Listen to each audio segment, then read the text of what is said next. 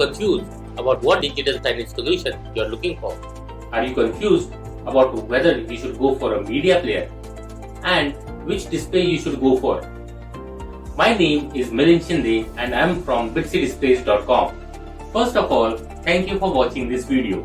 You will exactly come to know what can be achieved through a digital signage setup and the options available, so you can make a wise decision and get the right returns on your investment. At the end of this video, I am going to share a checklist which will help you to choose wisely the right digital signage setup and 2 extra bonus links which will help you to buy the display with the correct brightness and the difference between the commercial and the consumer display for your need. So, what is digital signage? This is an information age. Lot of information needs to be communicated across different geographical locations which can be controlled remotely.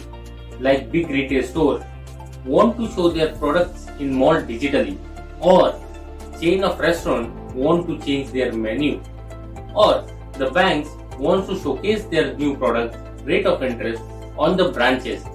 There digital signage come into play.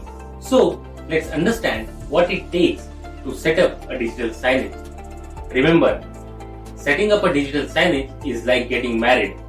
It is easier to get married, but divorcing is difficult. So before getting married, watch this video till the end to have a happy married life. Lot of people buy a consumer display and play content in pen drive. That is a bad choice, as the display brightness is not enough to attract attention and display will not be a head turner. Digital signage setup. When setting up a digital signage, there are 3 things which you have to be considered. First, the display.